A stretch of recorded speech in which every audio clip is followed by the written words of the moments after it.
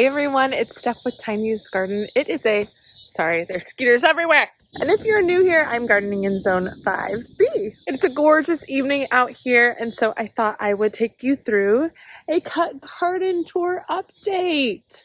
She is running wild, and I love it. Let's take a closer look.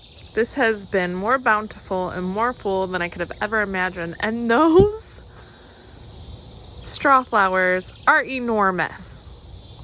Much taller than I remember the seed packet saying. In front we have Zeolights Calendula, and I love the color. They are also doing their job of being a pest attracting plant.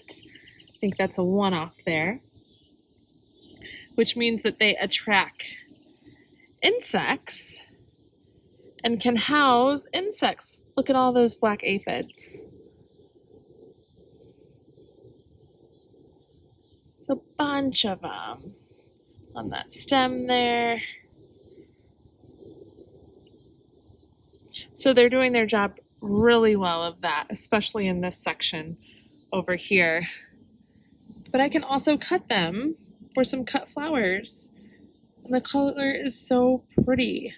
And as it opens, it lightens up. This one is not like the rest of them. So fun. Next sections we have my Love in a Mist Nigella. I'll creep through here, and I cannot get enough of that lavender blue variation. So pretty. Their structure is so ethereal. I love the texture. I'm definitely growing these again next year. Now, you can't even see what I'm about to show you next, and those of you who have tried to grow this from seed may have a slight panic attack, like, what are you doing? You need to get them more sun. Do you know how difficult those are to grow? But if you look closely in here, my Lizzie Anthous, my 4 Lizzie Anthous that have lasted are down there and ready to bloom. These Strawflowers have taken up much more space than anticipated. So I've got to cut them back because after all that work, these guys take about 6 months from the time you start growing them from seed to where they're blooming. And I really don't want to sacrifice all that work. So I've got to cut some of these back. But those Lizzie Anthous are there and doing okay. They're obviously going to do better if I cut that back. The only thing is this one I lost. Might have been the bunny, might have just been too close of quarters. So I need to do that after I take this video. Behind those, I have my Strawflowers, which have just exploded. A lot of them are open right now too. You can see that. I'm on my tippy toes to get that shot. But this is copper red, and there's also scarlet in there. And I've already started to dry some of these. So these have been fun to grow, but they're taking up a lot of space, more space than I thought. So I'm gonna have to figure out where I want to grow those next year. Strawflower. For the last cut flower video, in the spring, my stock bloomed and was wonderful. And then I took it out, and this little guy is pushing through. So one teeny tiny little stalk left in there, which smells incredible. Now we're coming toward the back of the bed. My bachelor's buttons suffered. I think bunnies got them here. They're also obviously crowded here.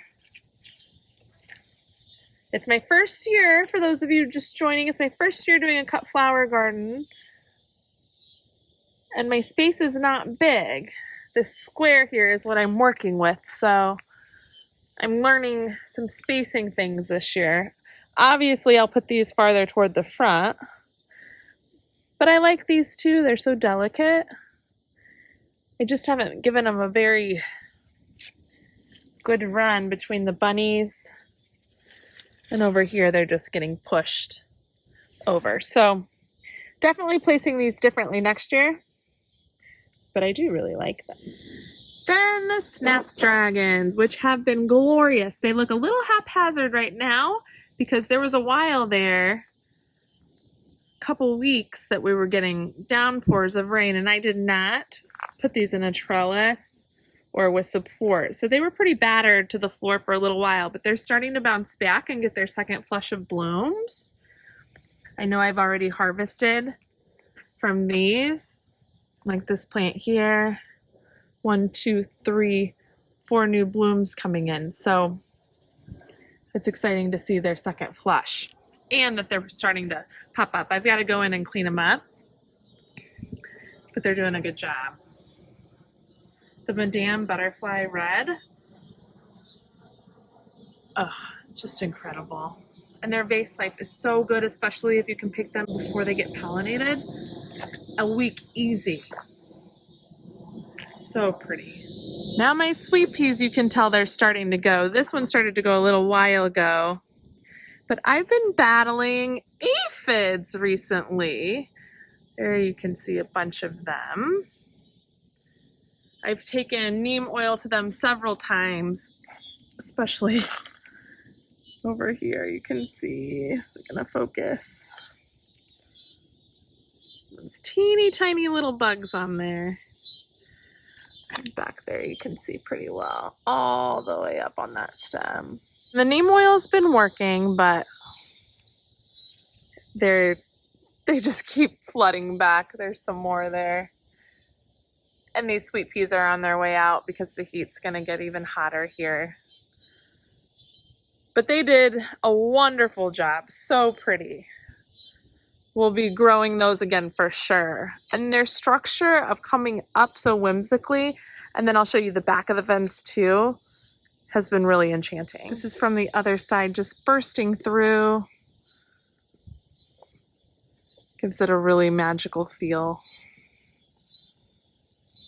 And then my son's Sidewalk Chalk artwork sends me to the moon. That's gonna do it for the cut flower tour today.